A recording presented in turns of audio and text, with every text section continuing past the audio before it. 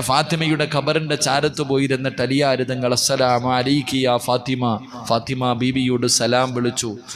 അവിടെ അലിയാര് തങ്ങൾ ഫാത്തിമ ബീബിയുടെ ഖബറിന്റെ ചാരത്ത് പോയിരുന്ന് സലാം പറഞ്ഞു. സലാം അടക്കുന്നില്ല. അലിയാര് തങ്ങൾ ചോദിച്ചു, ഫാത്തിമ എന്നോട് പിണങ്ങിയോ ഫാത്തിമ? എന്തേ നീ എൻ്റെ സലാം അടക്കാത്തത്? മണിയറയിൽ പിണങ്ങിക്കിടക്കുന്ന, കിടപ്പറയിൽ പിണങ്ങിക്കിടക്കുന്ന ഭാര്യയുടെ പിണക്കം മാറ്റുന്നത് പോലെ അലിയാര് തങ്ങൾ തൻ്റെ ഭാര്യയുടെ ഖബറിന്റെ ചാരത്ത് ഒന്നാമത്തെ രാത്രി പോയിരുന്നിട്ട് ചോദിക്ക, എന്തേ ഫാത്തിമ നീ എൻ്റെ സലാം അടക്കാത്ത? എന്നെ മറന്നു ഫാത്തിമ? വീണ്ടും സലാം പറഞ്ഞു. സലാം അടക്കണില്ല. അലിയാര് തങ്ങൾ ചോദിക്ക, എന്തേ നീ എന്നോട് പിണങ്ങേ? മടക്ക് ഫാത്തിമ, എന്നെ മറന്നു പോകല്ലേ ഫാത്തിമ?